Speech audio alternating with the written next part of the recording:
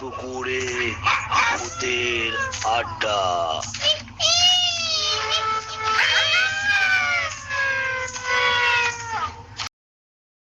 নমস্কার বন্ধুরা, আমি বাবলু। তাঁতিপুকুরে ভূতের আড্ডার দ্বিতীয় পর্ব অর্থাৎ শেষ পর্ব আজকে শোনাবো। দেবা ঠাকুরদার মুখের ওপর কোনো কথা বলে না, কিন্তু মনে মনে ভাবে এখানে লোকজন কম, যাও বা একটা হাট বসতো সেটাও বন্ধ, হোটেল চলবে কী হবে। দেবা বন্ধুদের সঙ্গে মাঠ ঘাটে ঘুরে দুপুরে বাড়ি আসে। ঠাকুমা বলে, দেবা পুকুরে 3টে ডুব দিয়ে আয়, আমি ভাত বাড়ছি। দেবা মাথায় কিছুটা তেল দিয়ে হাতে একটা গামছা নিয়ে তাঁতি পুকুরে স্নান করতে যায়। তাঁতি পুকুরের সামনে একটা নারকেল গাছে হেলান দিয়ে বসে ভাবে, এর চেয়ে শহরে ফিরে যাওয়াই বেশি ভালো। গ্রামে সময় কাটতে চায় না। হঠাৎ দেবার সামনে ধপ করে একটা নারকেল এসে পড়ে। দেবা আগাগোড়ায় একটু বেশি সাহসী, তাই নারকেলটা হাতে নিয়ে পাশে সরিয়ে রাখে। পাশ থেকে নাকি সুরে সন্ধ্যাভূত বলে, দেবা, ও দেবা, নারকেলটা কি নেবা? দেবা বলে, কে রে, আমার সামনে আয় দেখি। সাথে সাথে সন্ধ্যাভূত, বেচাভূত, কেনাভূত দেবার সামনে এসে হাজির। দেবা ভূতেদের দেখে বলে, ও তোমরা ভূত? ভূত বলে, এবার দেবা তোর ঘাড় মুটকে দেব।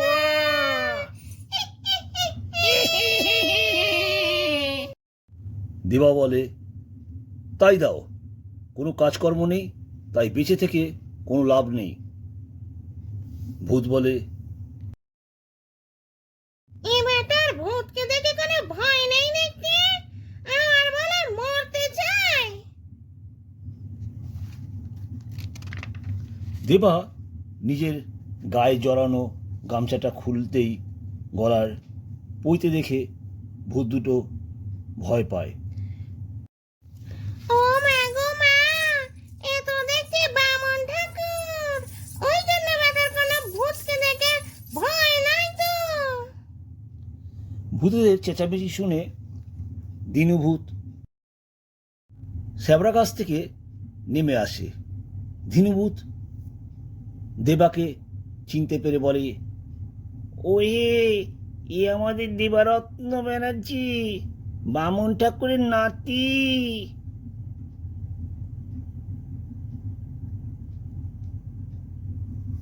কিন্তু ছেলেটা খুব ভালো ও কর্মা। আমি যখন বেঁচে ছিলাম তখন দেবা আমাকে কতবার রান্না করে ভালো মন্দ খাওয়াতো। কি অপূর্ব হাতের রান্না জানিস?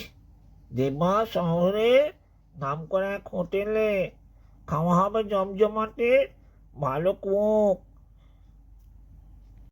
দেবার এত গুণ শুনে অন্যান্য ভূতেরা দেবার পাশে এসে বসে ভাব জমাতে থাকে।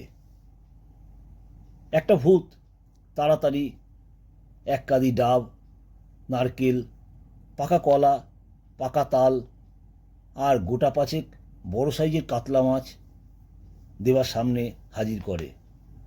কেনাভূত বলে, আচ্ছা দেবা ঠাকুর, তুমি বললে তোমার কোনো কাজকর্ম নেই। দেবা কারণটা ভূতেদের জানায়।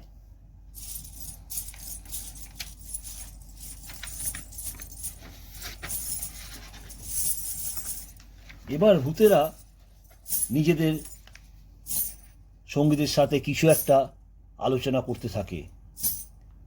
দেবা বলে, তোমাদের কিছু বলার থাকলে আমাকে বলতে পারো।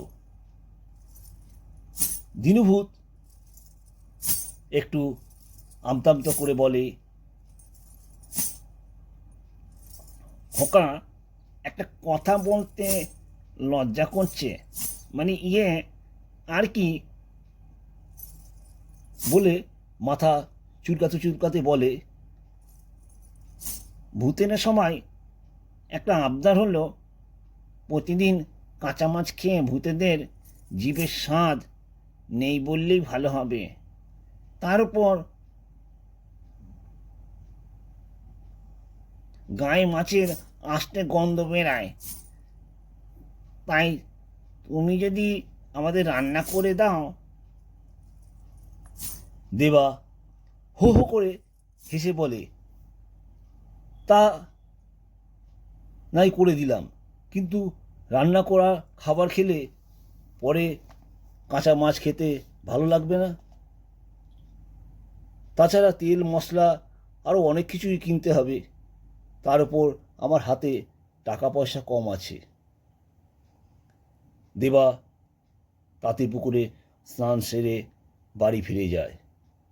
নারকেল, ডাব, মাছ, কলা, তাল সব কিছু ভূতেরাই দেবাদের বাড়ি পৌঁছে দেয়। রাতে দেবা বড় বড় কাতলা মাছ দিয়ে 3-4টে রকম পদ রান্না করে। বাজার থেকে কেজিখানেক শুটকি মাছ কিনে আনে, তা দিয়ে শুটকির টকঝাল স্যুপ তৈরি করে। এছাড়া শুটকি মাছের বিরিয়ানি তৈরি করে। রাতে এই সব খাবার তাঁতিপুকুরে ভূতেদের খেতে দিয়ে আসে।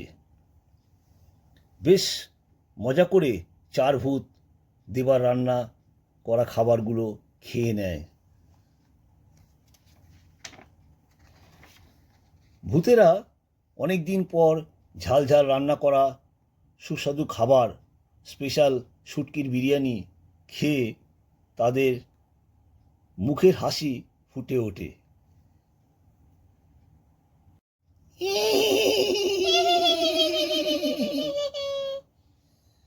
বলে, ওহো, আহা, কি সুন্দর খাবার খেলাম, তা মুখে বলা যাবে না।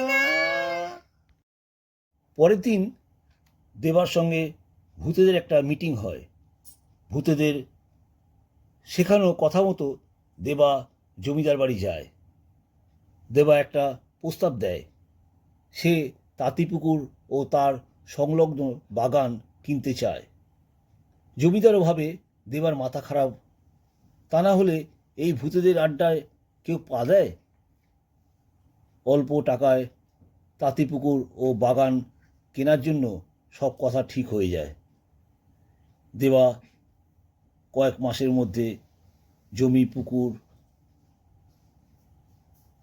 পুকুরে সব টাকা শোধ করে দেবে বলে।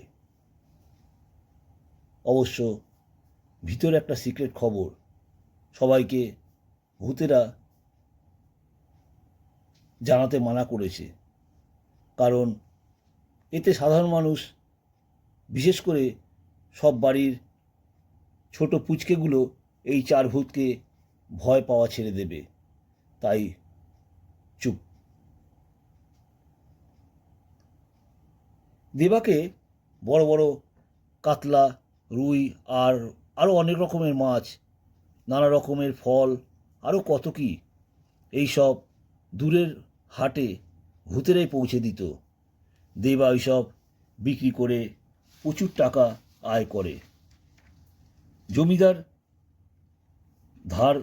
জমিদার ধার পরিশোধ করে ভূতেদের অনুরোধে তাঁতিপুকুরের কাছে দেবা একটা হোটেল করে। দেবার অনুরোধে ভূতেরা 4টে তাল গাছে ঘর বাঁধে। আগের মতন তাঁতিপুকুরে আবার হাট বসা শুরু হয়।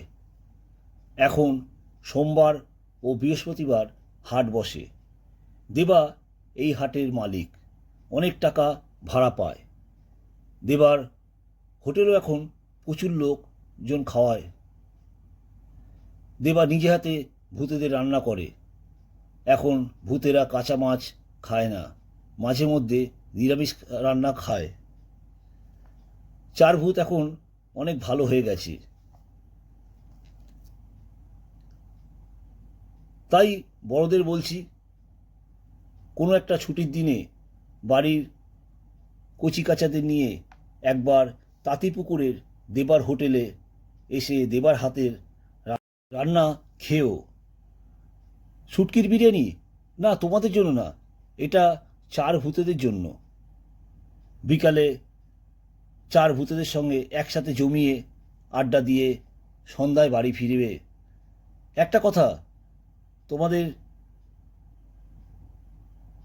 কেউ শুটকি মাছের বিরিয়ানি খেতে চাইলে ভূতেদের পাশে বসে খেতে পারো। টাটা, বাই বাই, সমাপ্ত। নমস্কার বন্ধুরা, আমি বাবলু আপনাদের সামনে আজকের গল্পের শেষ অংশ শোনালাম। গল্প ভালো লাগলে আপনাদের মতামত কমেন্টস শেয়ার করবেন। আপনাদের মতামত আমার গল্প লিখতে অনুপ্রাণিত করবে। নমস্কার।